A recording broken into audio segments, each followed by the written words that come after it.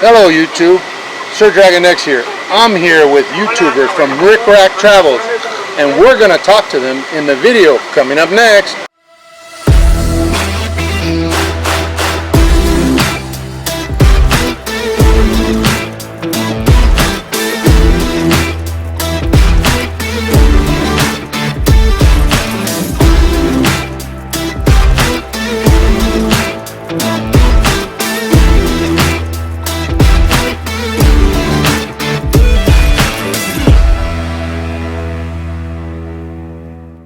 On a recent trip that we took to Cozumel, we had the opportunity of meeting up with fellow YouTubers RickRack Travels.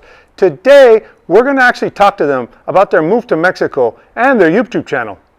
As always, don't forget to visit us at www.retiredlifeinmexiconoble.com. Also, don't forget to visit us on social media at the accounts listed in the description of this video.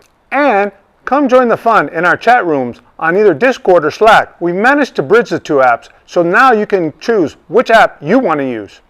I even added a room called Ask Retired Life in Mexico No Bull, where you can ask questions on my Discord channel.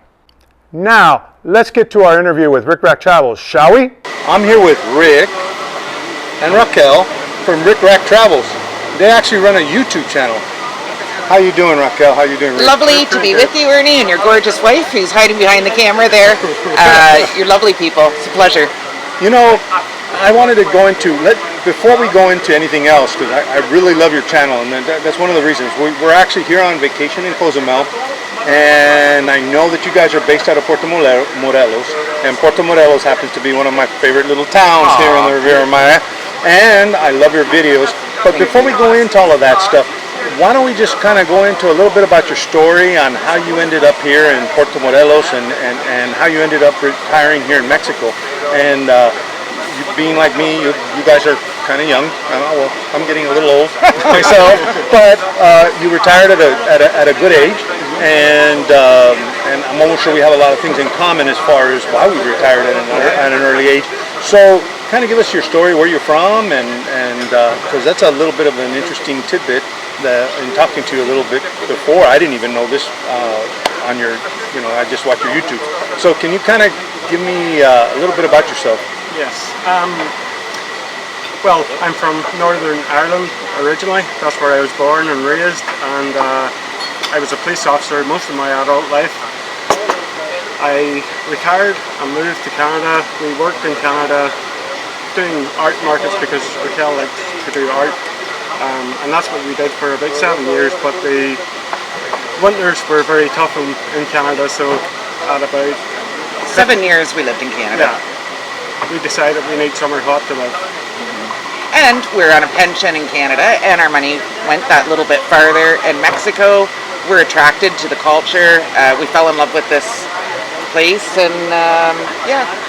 I think we watched Mexico Life on television, and we'd never heard of Puerto Morelos before that, but it looked like a really quaint little fishing village in Mexico on the Caribbean, and we thought, okay, we'll go and check that out. So did you travel down here and make a trip just to like visit and see what it was like? Yes. We actually went to Tulum for 2 weeks, and the sargassum was terrible at the time, and we travelled up to Puerto Morelos, so we hired a car. And we had reservations just because of the sargassum at that time. That was back in 2019. Yeah. But it ticked a lot of our boxes. I don't think there's any perfect place, but the pros outweighed the cons, and yeah, we love our little village. And we came to Puerto Morelos. Well, we come here every year, and actually we have a place that we stay in, Puerto Morelos, outside the town. But we've noticed that it's grown a lot. How long have you been in Puerto Morelos?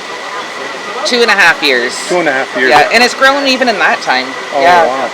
No, because we were here I think 5 years ago, and then we just came 2 or 3 months ago, and it was just totally different. It was at the time that we first came, it was kind of like a little sleepy fishing village. Yes. And now it's got like the main boulevard and everything. It's very interesting that it's changed so much. Yeah. It's changed a lot even since we've been there, and we live in La Colonia, which is not the beach side, the other side, but there's a lot of developments going on. Wow. So, as far as cost of living here in Puerto Morelos, I mean, you came from Canada, right? So compared to Canada, what were you in shock? Were you in, because I mean, I know I was in shock. I mean, and we live in San Miguel, which is kind of considered one of the more expensive places, and I know the Riviera Maya is considered one of the more expensive areas in Mexico. How did you, when you got here, how did you find the cost of living compared to Canada? I was actually really interested in that and wrote everything down and tracked it for the first few months because I was super curious. We figure we spend monthly about a third of what we did in Canada. So our cost of living like just dramatically changed hugely. And you bought a house here? We bought a house, yes. Okay. And renovated it. Oh, wow. And now buying a house, and now I've actually mentioned this in my videos, but one of the advantages to buying a house is property taxes, am I correct? Yeah. Shocking. Property Very reasonable. Were about 1/10 of what we were paying in Canada. Well, maybe even less. Yeah. It's very reasonable. The property taxes here are very reasonable. And then as far as eating out locally and everything else, if you go to the local markets and everything else, it's very reasonable compared to the tourist areas.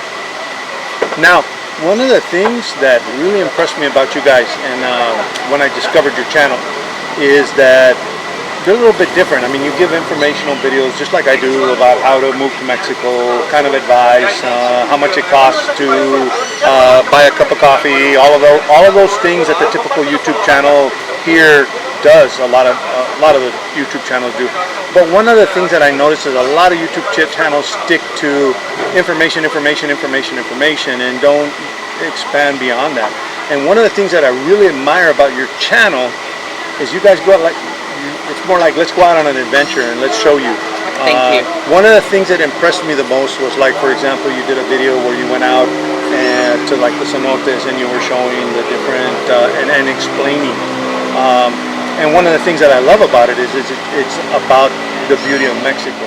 Now, one of the things that we always concentrate on when we move to Mexico, which I did right now, is, oh, the cost of living, how is it, and how it, but I think a lot of times we kind of neglect the beauty that's around us. And here in the Riviera Maya, I mean, we're sitting in a beautiful place right here. Yes. And one of the things that I see that you're trying to do, and correct me if I'm wrong, is trying to show off that beauty in Mexico. That's exactly it. And what got you interested in doing a YouTube channel and kind of? Well, sometimes we feel like we're still young, too young to retire, and it keeps us busy, it keeps us out of trouble. But we love food, we love traveling, and we're really enjoying making videos and being able to share, like Ricky's family's in the UK, and it's nice for them to see Mexico, you know, not through maybe the media or television shows, but through our own experiences. Like the UNESCO World Heritage Sites in this country blows my mind. We're so excited to visit more. Yeah, well, and you visit a lot of ecological places. That's what I noticed. And that's one thing that we visit a lot of touristic places, but we've seen that you visit a lot of ecological places. And one of the beauties of the ecosystem here in Mexico is a lot of it is still untouched. Yeah. Even here in the Riviera Maya. And that's one of the things that I really love about your channel. Oh, thank you. Well, you guys go to some amazing places. We like rate them down. Okay, bucket list. They're here now. No, and like I said, I think some of the stuff that you're doing is just totally awesome. Oh, very kind. And now the other thing that I was gonna ask was, for example, you're from Ireland, or you say you have some family still in the UK, and you probably have family in Canada. Let me ask you, and this is something that I get being from the United States, do people kind of ask you or kind of say, are you crazy that you moved to Mexico, or have a different image of Mexico? I know in the United States it's all about the cartels and all of that stuff is really bad and it's dangerous and all of these things. Do you find that same misconceptions in especially the UK? with Ricky's family, I think, because it's not popular to come to Mexico on a vacation. Mm-hmm. They're a little worried, maybe. Well, most Brits or Irish people go to Spain, France, Portugal. So it's a lot further, obviously, to go to Mexico, but they get a lot of negative news over there about the cartels. That's not really all they're seeing. They're not seeing All the other amazing stuff. no. Well, I mean, there's travel channels, obviously, but there's a lot of negativity about it. But now that my brother's thinking of coming over and looking at housing here, so that's encouraging. So your family's kind of changing their attitude Oh, yeah. because of seeing how much you're enjoying it, Yes. and actually through your YouTube channel probably. Yeah, Yes. my mom's just bought a house Oh, in wow. Puerto, so yeah, another renovation video coming up. But yeah, she's just fallen in love from coming down and visiting us. It's great vibe, great energy. We love this country. And have you found? Now let me ask you another question, and I can speak from also personal experience. I'm Hispanic. I'm half Mexican and half Puerto Rican, and I grew up in the culture. I grew up in South Texas, and most of my work life I was down on the South Texas border. So I grew up around Mexican culture. My wife happens to be from Mexico, so we kind of both thought, hey, no problem. We speak the language and everything else.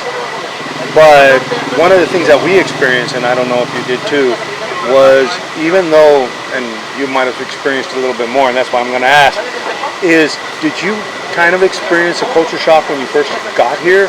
That things were different? Did you experience that? Or? Yes, and I think we still are adapting. I sometimes feel embarrassed. We don't know more about traditions or what's culturally appropriate. Just for an example, we have a neighborhood watch sort of group WhatsApp on my street, and I said something without saying, hola vecinos, hope you're well or whatever, but it's rude. Yeah, it's just, you just don't do that. You have to kind of do the in-person. It's just little things. But for, if I was texting a friend in Canada or whatever, I just like, you state your business, there's no intro, just small. But yeah, we're adapting. But the people, we keep saying this, the Mexican people are so friendly. Yeah. We actually relate them with Irish people to Yes, a large culturally. degree. Yeah. So really, there was a cultural shock, but you're finding you're adjusting, and it's not that bad. I mean, I No. found it to be actually relaxing after a while. Yes. After you get over some of the frustrations of not knowing. Yes. But for some things, like I just find it so interesting, and I want to learn or know. Like I saw a lady had an aloe vera with red ribbons tied all over it, and it's like, why do you do that? What does it mean? Like I'm curious. I'm interested. So it's a culture shock, but in a good way sometimes. I think too. Well, Lots to learn. yeah, there's a lot to learn. No, and I think there's a lot to learn, even if you think you know the culture. Yes. Someone like me that's grown up in it. One thing that we noticed, and I can vouch for this, is that Mexico's culture differs by region. Yes. So even being here is different than where we live. Yes. So even if I were to come here and move here, I would have to adjust again.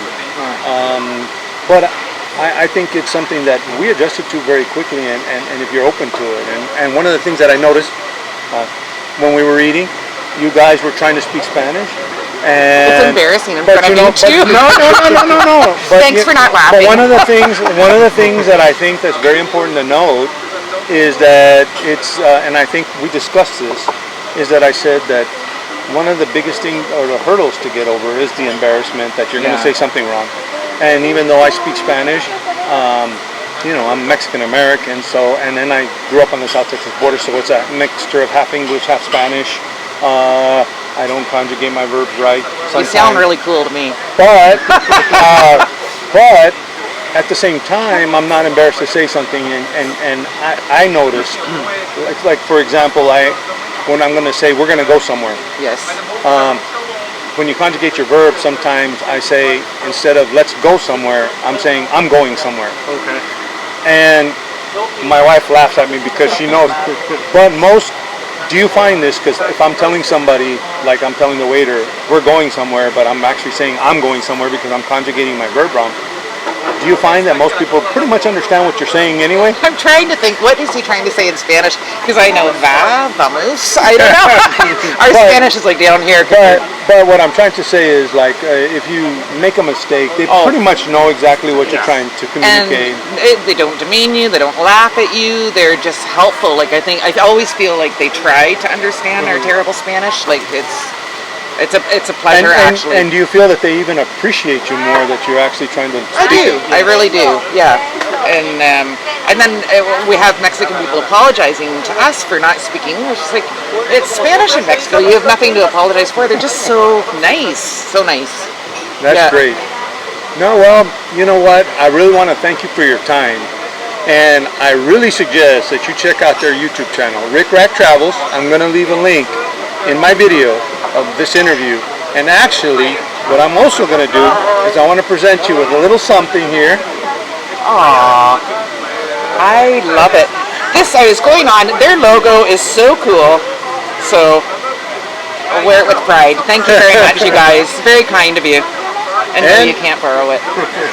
And the next time, definitely when we're back in Puerto Morelos, we need to get together. Oh yeah. And I really enjoyed our breakfast together. And, yeah, it was lovely. And thank you very much for giving me the time and the honor of actually interviewing you guys. It's nice YouTubers helping YouTubers, but beyond that, you're just super nice people. Yeah. Thank you very much. Thank you. Now, let's check out some of RickRack Travels adventures, and see you soon.